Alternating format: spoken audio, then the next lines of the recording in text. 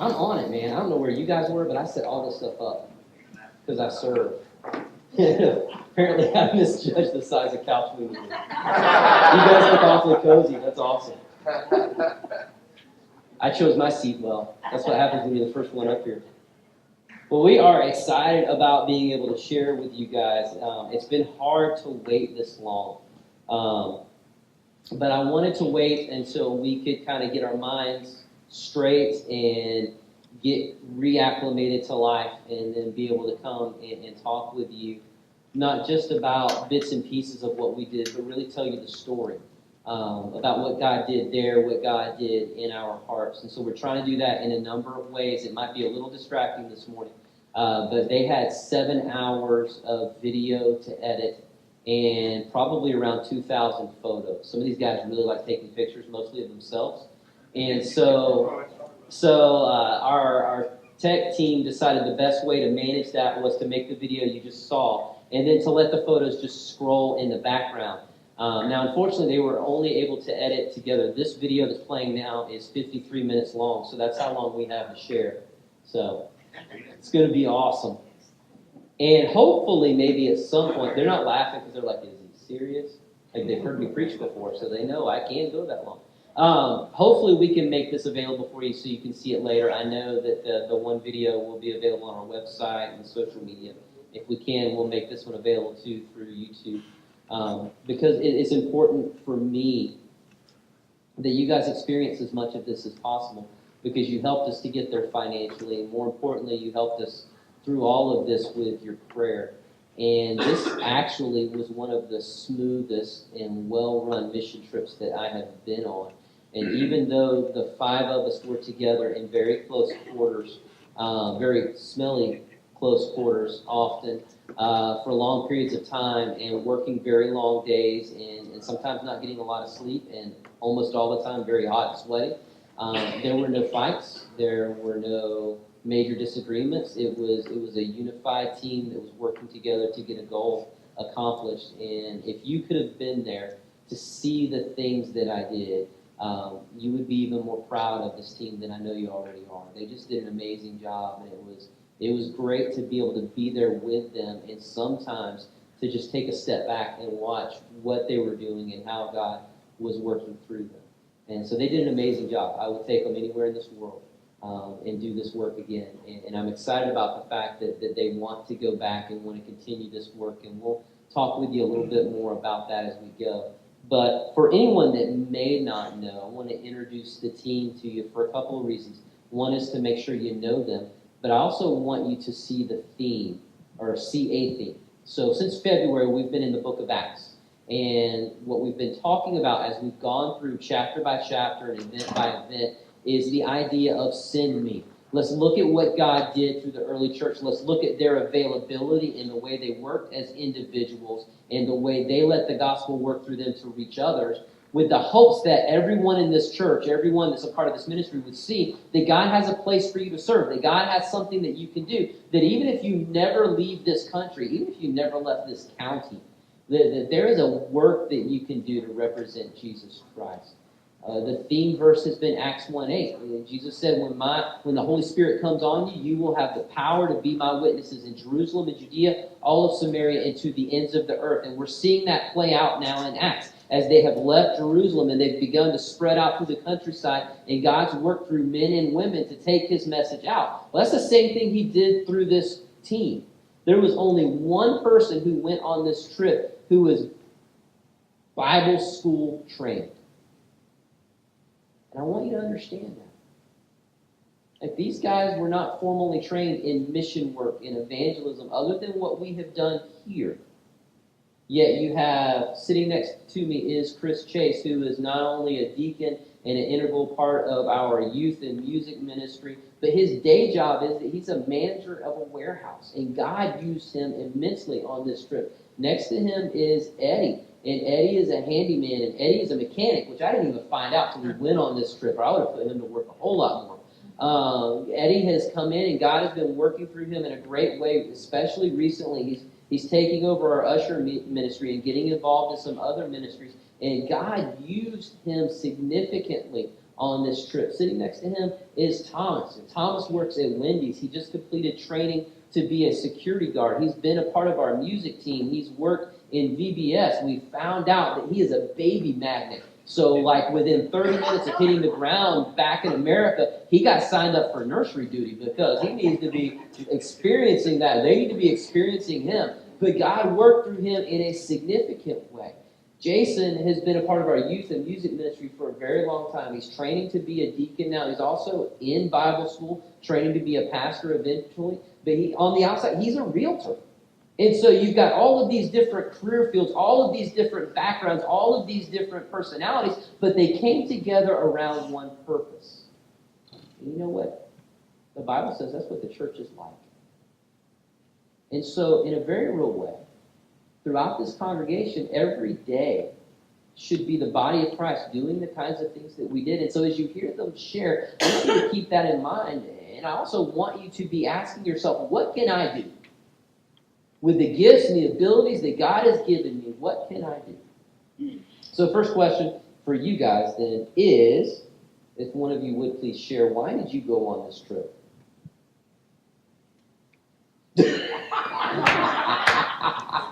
See, what happens is when you speak first during the 8 o'clock service, you kind of nominate yourself for this. I personally want to experience just what goes on outside there and see what it was like. I hear about mission trips all the time, but actually go out there and experience,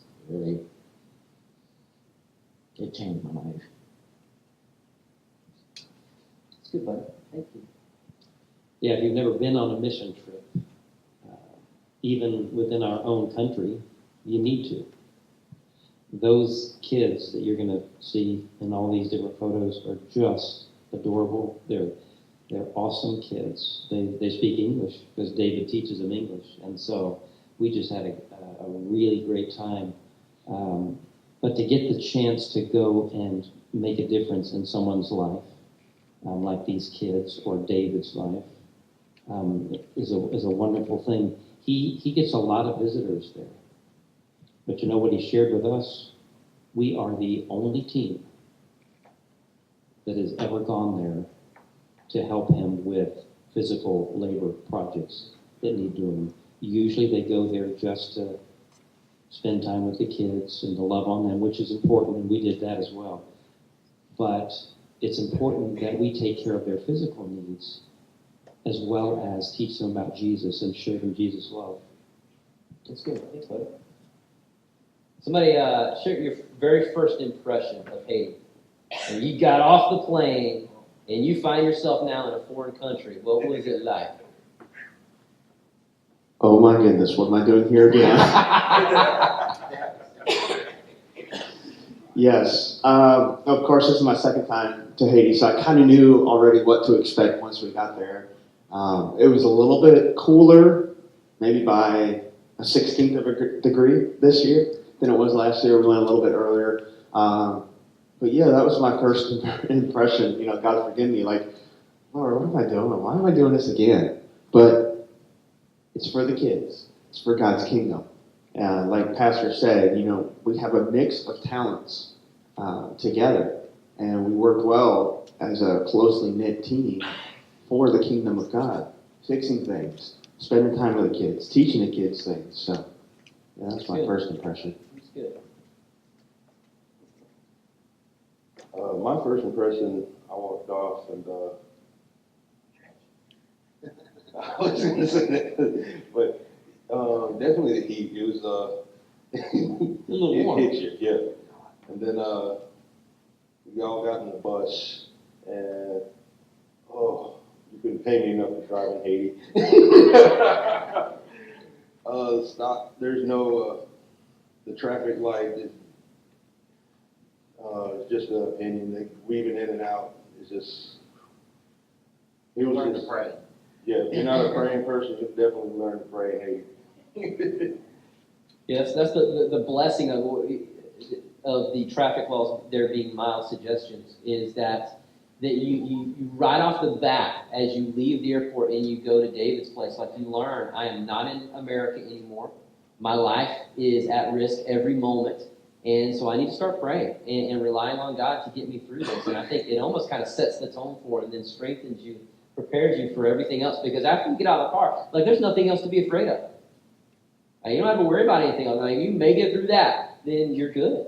So let's talk about what we did. So first service, we kind of hit on some things, but we missed a lot. So let's just kind of go chronologically through the week. Mondays were travel days for us. So we flew in on Monday, and then we flew back on Monday. Tuesday was our first day of work.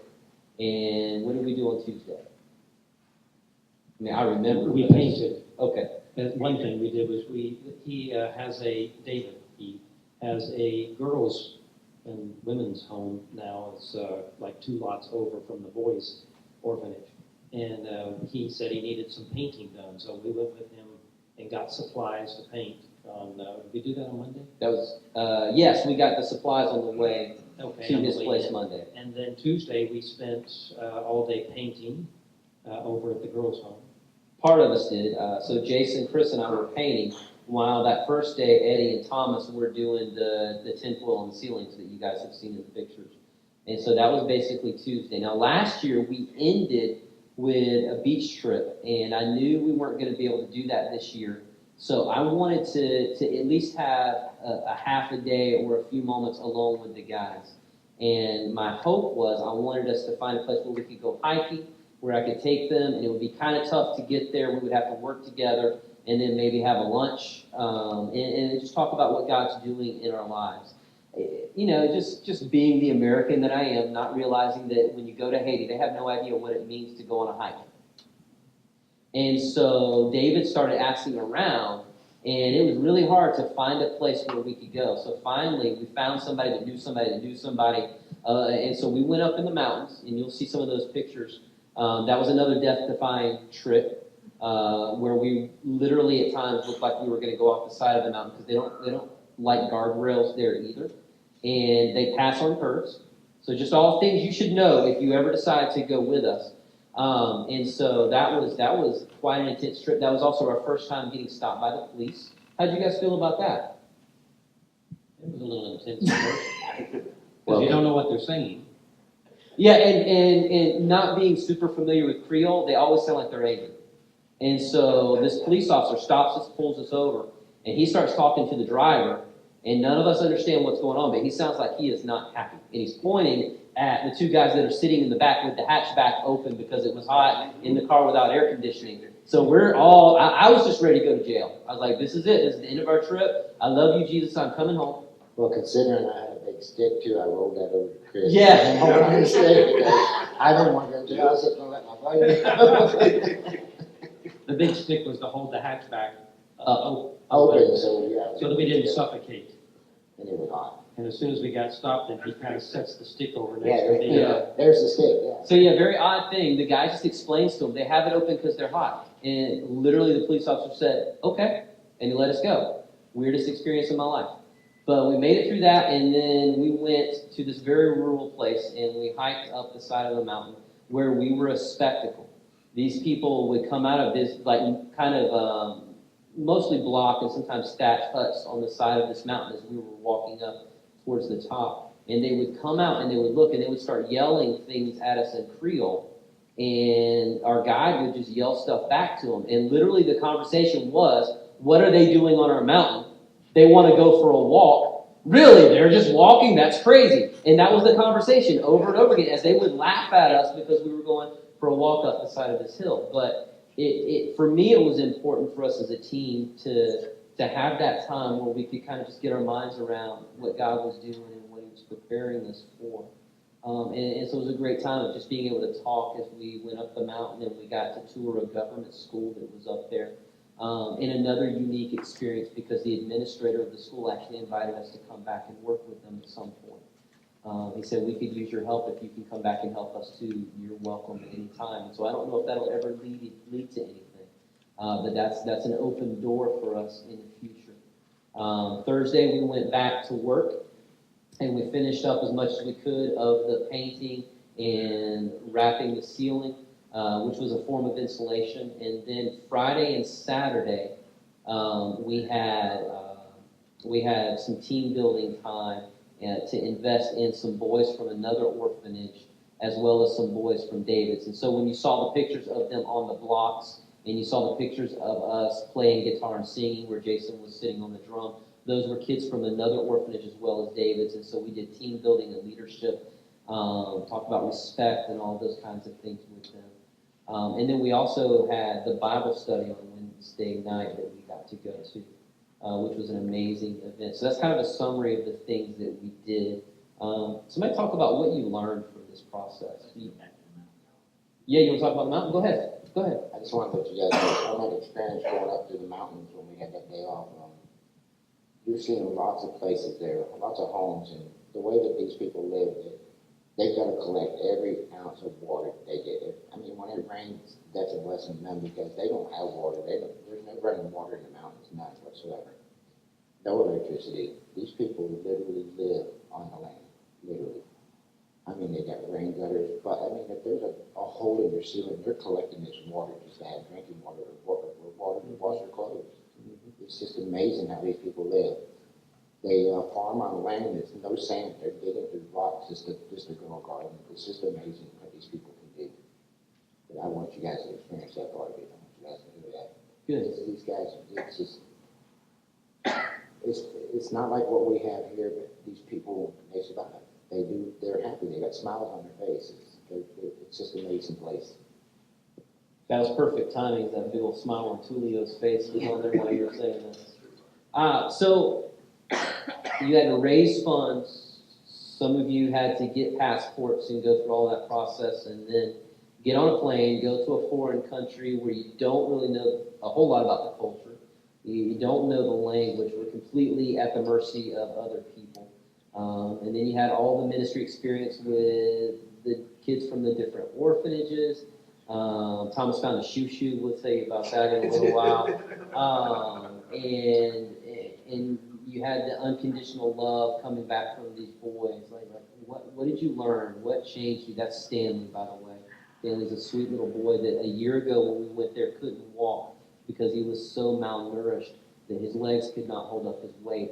And now he runs, and it is an amazing sight. That was a blessing to see that this time. So what'd you learn? How'd you grow? How are you different now? About the way I live today here in the United States and to go over there and to see how they go through life. I don't want to be the selfish person. I've been selfish. I just can't believe how selfish I've been because, you know, that $50 pair of tennis shoes could have been a $30 pair of tennis shoes and you could turn around and help somebody over there. They need the help. They do. It's just the things that you got in life, don't take them as valuable as like you think you do. I mean, you should think about these people. Look at these pictures of these kids. They need too, and they don't have that over there. And it's just, for me, I've got to go back. I want to help. I don't want these luxury things that you need, that people think that they need. Computers and tablets, you can have. I'd rather turn that around and give it to somebody who needs it. These kids need it. These pictures that are showing now, that was the Bible study that we went to. And it's actually a Bible study of young men who want to be pastors. And so David just got credentialed to actually be able to offer that class for them and then to ordain them at the end of it. And so we got to be a part of that. And each of those men and one young woman sitting at the table had to give a 5-minute sermon while we were there. And it was an odd experience because they kept looking at us, wanting us to respond, which is very humbling because they look at us with great respect because we took the time to come to them. But for me, by far, the most humbling thing of that night and probably the trip was these people living in the conditions that they were in. Their biggest thing that night was they wanted to pray for us. And then I want you to hear this, their prayer. Their prayer was that God would prosper us financially. Let that sink in for a minute. Unarguably, we live in one of the most wealthy nations in the world. And they prayed for our financial prosperity, but they prayed with that for a purpose. They prayed that we would prosper so that we could turn that back into God's kingdom for more of this kind of work to take place. I want you to know they prayed that for us, and I am praying that God will honor that, not because we, as Eddie said, need more things in our lives, but because we need to learn more what's expendable and what can be set aside for the greatness of God's kingdom. Somebody else about impact, how it changed you, and then we're going to talk about how you bring that home. You can even tie it together if you want. I know I learned, I guess, to be more grateful for what I have, because you know, be grateful just to, there's things you just take for granted, to just flip a light switch and know that you'll have electricity, running water, warm water. Amen. Cold water, yeah. Just, you can have a fridge with ice that's over there is luxury. Just, you know, ability to come here, worship. You're probably going to hear about that. That's what they're going to call my shoo over there. That's the woman that liked me over there. That's She paid a lot of attention to Thomas. That's Will Core's mother. Yes. He didn't like it much. She liked me. But I know I'm very now thankful for what I have. I've been, and like you said, you know, $30 pair of tennis shoes is better than $75 and $100. It makes you think. You go over there, and the way they live, and they're happy. You know, they live, and they have like just enough. You know, they have enough to survive, and you just. But how happy were they? Very happy. Did you ever sense that they were in want of or in need of anything? How often did you hear complaining? They complain about the heat, lack of a fridge. They just smiled and played. They had a great time. Yeah. They just were full of joy. They were, and they don't have that. We're happy kids. I mean, just so happy. So Chris, how do we bring that home with us and not lose it when you go back to work and you get back into your regular life and you go back to the store and you get tempted by those tennis shoes that you just got to have, or that latest movie that comes out that we've got to go and spend $50 just to watch a movie and have a snack. I mean, all of those things that are normal American lifestyle for us, hundreds of dollars to go to a sporting event. I mean, how do we change and not go back to that way of life? Well, it's a mindset. I think we are so used to what we have, all of the blessings that we have, that we just take them for granted. I think it's just a constant thing we need to do as a mindset, to keep in mind that there's a whole lot of the world, Haiti included, that is not blessed in the way that we are in this country. And what can we do to help them to be blessed and to know the love of Christ? What can we do with all that we have to make sure that the name of Jesus is lifted up across the world, which is what God tells us to do? Amen. It's good. Thank you. Did you have something, Jason? Yeah, I was going to share a couple of things. The road in the video was the smoothest road in Haiti Yeah. that was in the video, because it's like straightforward, smooth. Some of these pictures here are showing some of the roads that have great cabins in them filled with water. And if you could imagine Haiti, the government decides to give you power whenever they want. So you may have power for an hour, a day, a week, or may not. We were very fortunate at the home that we were in that David had a generator, and he would charge up batteries, so we would have power during the day and then at night too when he decides to turn the power off. And you guys had mentioned cold showers. So when there's no power, David would crank up the generator, and he would fill the tank full of water. It's up on the roof. Well, it's on the roof. Well, yours truly, myself, decided after teaching the kids some martial arts, getting all hot, sweaty, and nasty, decided to go up and take a shower. See, that was his first mistake, right? First one in. And I'm thinking how relaxing this is going to be, because I'm hot, nasty, the water's cold, this is going to be refreshing. So I get up there, start taking my shower, I get all soaked up, the water starts sputtering out of the thing. Okay, no problem, it's happened before, turn it off, wait a few seconds, turn it back on, nothing. Okay, so I'm waiting, nothing. So I holler out the door, hey guys, I don't have any water. Can you go find David? So they go to find David. So I'm waiting, nothing, wait. Hey guys, did y'all find David? Yeah, he's working on it. So I'm waiting, still nothing. Guys, where's the water? So like 10 or 15 minutes go by, and David had arranged to have one of the kids bring a bucket of water up so I could finish taking my shower and set it outside the door. So that Eddie could guard it and make Yes. sure it was safe. Yes, it was Eddie's job to guard the water to make sure that I didn't get it. I didn't realize it was my job. I was told to take the water in there, and You know how it is when you tell one of your kids to do something. So the kid brought the water like he was supposed to, and he left it with Eddie, and then that was the end of it. No, this is for Jason. Jason needs us in the shower. You should do something with this. He just brought it to Eddie, and Eddie made sure it was nice and safe and did not make it to Jason until he was nice and dry. Yes. So eventually, I was able to finish my shower 20 minutes later. So we always make sure, hence you learn from these, hence I made sure that anytime I went to the restroom, I made sure I had a 5-gallon bucket of water with me. Right.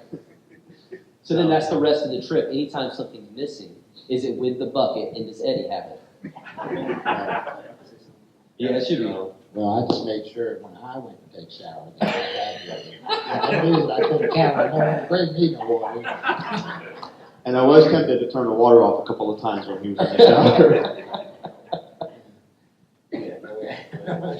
But it just makes you appreciate how blessed we truly are, knowing that, like Thomas said, flip the switch on, you have electricity. You go to the restroom, you're going to have running water. Some of these photos you're seeing, I just want to bring this up too, that you are looking at some of the best roads that are out there. The traffic is it's chaos there. It's really bad traffic, and it's really filthy along the sides of the streets. There's motorcycles, they just go whatever way they want. There's no traffic lights, there's no stop signs. At the intersections, you just go and hope. I mean, that's the way it does. I mean, I've never seen so many horns blown in my life. But these people wear their horns out, where ours just don't work because we don't use them. But these people wear them out. No, we didn't. You guys can see that. It's really chaos. You've seen the best streets. I couldn't believe it. We're showing that street right there. I mean, there's nothing on it. That's not the way we were. That's not where we were at. It was chaotic. But you see all these homes, and this is the way these people live. There's not carpet. There's not no porch lights. There's not. It's nothing pretty. You see the electric poles there, but like Jason was saying, you might get 4 hours of power a day if you're lucky. So you got to take advantage of that time to get the water that you can, gather all the water that you can.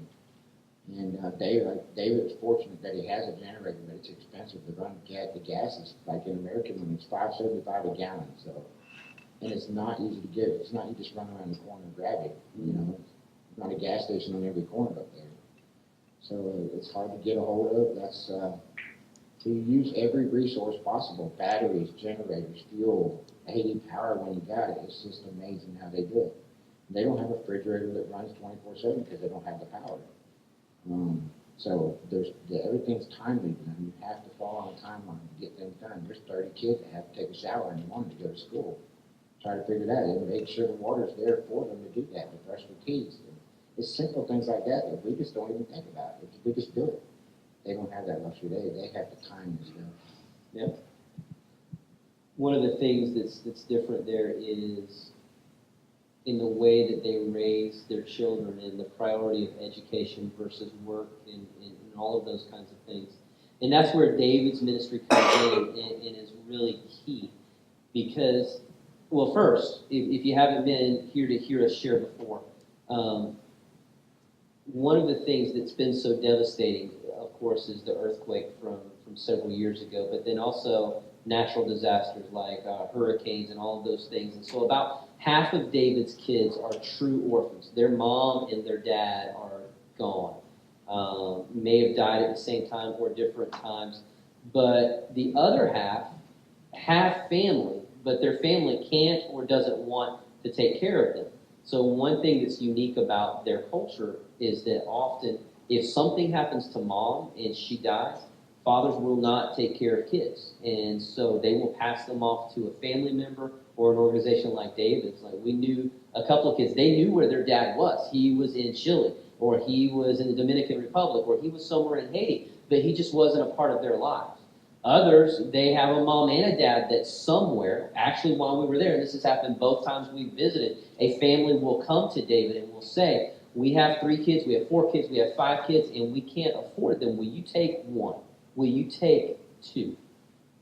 And so that's a part of the unique dynamic. And so what David's trying to do is not just provide a home for these kids, but also to try to build up the community that's around him. And so probably in here you'll see a photo at some point where you see the outside of his place in the wall where he has built a well. And so not only does he pump water in for himself, but he makes water available at that well for free. It's filtered water that they can drink. And so people from his community can come and have access to that all day long. And that's been a ministry tool for him because of conversations that have come up out of that. He also, when he can't take a child on, he will help feed that child and provide diapers and formula and all of those things to help the family financially be able to care for the child until he gets old enough that he can take them on. But there are also just families and even other orphanages. Both times now when we've been there, he's gone and taken us to another orphanage where we've delivered food to them that's enough food for them for several weeks, if not a month. And so the ministry is bigger than, although taking care of kids is important. I was going to share with you earlier, from James, we've talked about this before, but James 1:27, he said, religion that God our Father accepts as pure and faultless is this, to look after orphans and widows in their distress. I mean, that's big on God's heart. There are all kinds of provisions in the Old Testament when you come to the law for taking care of widows and orphans, for looking out for those who can't look out for themselves. And so that is a significant ministry in itself. But David is looking beyond that to see what can he do for the kingdom there? What can he do for the community? How can he help other families and build them up so they don't produce more orphans? And so we got to see all of those aspects and even to sit down with David. This is part of the trip we talked about where we went up the mountain. We got to hear David's vision and for the future and what he's wanting to do with a Bible school and a retreat center for missionaries to be able to come and stay at and then move on to do ministry, for a school for the kids and all of those things to help build that community up in the hopes that changed lives will ultimately accumulate enough to change a country. And for me, one of the great things about seeing that and experiencing that is the reminder of that that's really the ministry we should have here. So as we begin to close things out, I want to turn things and begin to think about future things for us and how you can be involved. And then we are going to have a time of invitation where we're going to actually ask you to consider committing to some things. Eddie, would you talk a little bit about what you're hoping to do later this year? My goal is to raise the money to take solar power to these kids. Can you hear me now? Okay, I want to raise some money to take solar power so these kids can have refrigerator, can have ice, cold milk, electricity for their wells so they can take showers when they need to, brush their teeth in the morning. That's my goal. I want to raise money, and I'm looking forward to. I'm going back to Haiti in August, let you know, and I hope at that time that I'm able to take their power. That's my goal. And so as that develops, we're going to let you know more details, hopefully around August or September, if he can accumulate the supplies that are needed.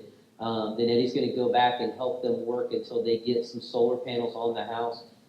The plan is to have enough that would generate electricity for that home and then also the girls' home, which would free them from both the government power grid and also from having to use the generator unless there's an emergency. But there are long-term, as Chris said, long-term ongoing needs that they have at the home. And there are 50 kids there now, and they're wanting to add some special needs kids and then also more girls. And those houses still need repaired. There still needs to be painting done. And so those are things that you could be a part of in the future if you choose to. Running along with that, we also, Thomas and Eddie are both on our missions committee, which is a team we started putting together a year or so ago so that we can have someone who's strategically thinking about next steps for us for mission projects like this. One of the goals is that we make repeat visits to missionaries like this so that we can accomplish more for them versus going to several places over time and only visiting them once. That we can partner with them long term and be that kind of an encouragement. But we also want to next year provide you with an opportunity to do something local. And so as we put those plans together, we're going to share that. But I want you to be thinking ahead because I promise you there is something that every person in this room can do.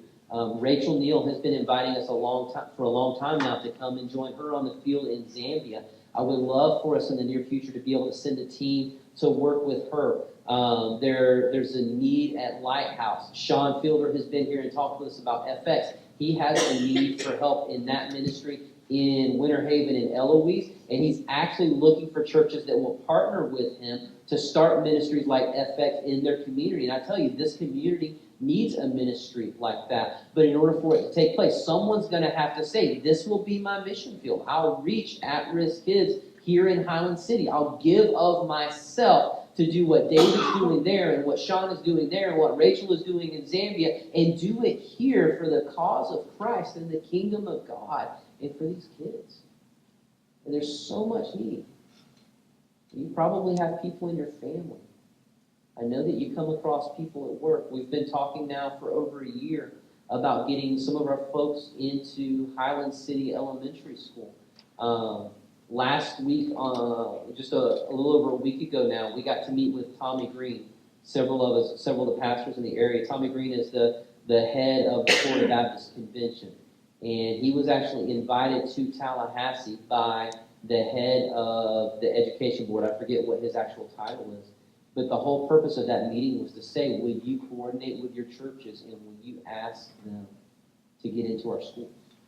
We have people in our government that are recognizing that the value system that we have, that the quality of people that we have, and the character building that we can bring, even though you can't walk into a school and openly evangelize, you can't walk in there maybe and have a Bible study, but you can walk in there and bring you.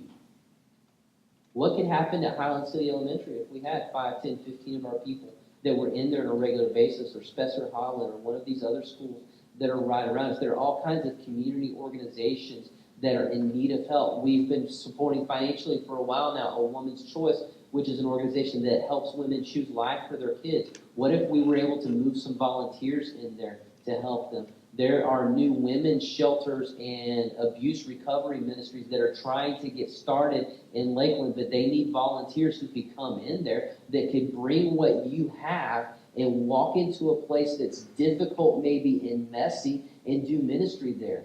We have a family that just recently started foster care. There are lots of other kids that need foster parents and safe homes to go into. There's just all kinds of ministry that's out there that's waiting on us. Say, here am I, Lord, send me. And I hope the theme that you've been seeing all throughout Acts is that that is the mission of the church. The mission of the church was never to come together and have a beautiful building and have lots of programs that everything can center around. That's not what we're supposed to be doing. Those programs and ministries that we have, this building, the resources we have, the money that we have, all of that should be about furthering the kingdom of Christ. And shouldn't be us simply saying, you come here to us, but us being willing to say, we will go there to you. So the band's going to come and they're going to lead us in a song. And my prayer for you is that for these next few moments, that you would just push away distraction, that you would push away that rumbly in your tumbly that says it's that time for lunch and I need to get something to eat, even the stuff that's going to go on your calendar tomorrow and all those things. And just genuinely say, God, where can I serve you? What mission field have you called me into Is it a school? Is it a women's shelter? Is it foster care? Is it Haiti? Is it Zambia? Is it Lighthouse? Is it FX? Is it going from being an attender here to a fully involved and engaged part of what God's doing? What's the mission field? What's the design that God had for you? Eddie didn't share it in this service, but he did last time, or at the 8 o'clock service, about how God showed him on the mission field that he had something to give. And I will never, I think as long as I live, forget the look on his face. We had trouble with the bus one day, and it broke down, and Eddie was integral in getting it running and getting us back to David's house. And then Eddie made a commitment to David. He said, I know from what you've shared with us that you've been kind of taken advantage of before with issues like this. He said, so I'm going to get in the bus and I'm going to look everything over and I'm going to let you know item by item what needs to be done so that when you bring in a mechanic, these are the things they should be working on. If they tell you anything different, we're going to back you up and walk you through this process to make sure that you're protected and that you get the work done that you need. And so Eddie and I were talking about that, and Eddie was taking me in and showing me all the things on the bus that needed to be worked on. And then he just stopped in his tracks. He turned around and he looked at me and said, when I came on this trip, I didn't think God could use me. And now I see exactly why I am here. There were times he missed out on Bible study so that he could get things done for David because time was running out close to the end of the week. There were times that other guys had to step out to minister to a boy or to help David with a project or to prepare for the next thing that we had going, because sometimes we had multiple projects going at a time where someone was teaching a class and someone was working over here and someone was working over here, or someone was helping get food ready, or someone was packing things up so we could go to the next thing, or was walking through with David with a clipboard and a pen saying, what next, what next, what next? Every member of the team engaged. Statistically, in the average church, 20% of the people do the work. And we will probably never, for a lot of reasons, get 100%. But could you imagine what we could do in Highland City and around the world if we just flipped the equation and went from 20 people engaged, 20% engaged, to 80% engaged? How many would come to Christ? How many kids would have a safe home? How many school teachers would feel encouraged because someone comes alongside them and helps them in that classroom? How many widows would be at peace knowing that a trusted man or woman looked at their car, looked at their air conditioner, looked at their refrigerator, and told them exactly what needed to be fixed before the repairman came? How many gospel conversations could take place in a week? How many shoulders could someone lean on? How much could we do for the kingdom if we just moved from sitting and watching to actively serving? And that's the invitation this morning. As we sing, I want you to pray. And if God puts a vision, a thought, an idea in your mind, then I'm asking you to take one of those connection cards and write that down and just give it to me. Or to take the number that's in the bulletin and just send me a text through that to say, this is where I feel like I can serve, and to let us bring some leaders around you that can help you in that. Because the same God who spoke this world into existence, the same power that called Christ out of the grave, that same power lives within you. And your gift and your calling look different from mine, but that is the beauty of the kingdom. And it is no less significant. I promise you, you will not regret giving God your all. You will not regret serving. You will not regret investing. It may be hard and take everything you've got, but He's worth it. Just stand as we sing. Father, we thank you for this morning. We thank you for all of the preparation that went into this, the help from our tech teams, the service and the preparation of our missions team. And we thank you for the attentiveness of your people. And I just pray, God, that in these moments that you would prick hearts. God, I pray that you would call someone to the mission field, either short-term or long-term. I pray that you would help someone to move from watching to engage in ministry. I pray that someone's eyes would be open, and like Eddie, they would see that something they thought was just a physical skill or ability that could be used to get a paycheck or used to help a friend or a family member can actually be invested into your kingdom. That everyone here would see that they have a part to play, a significant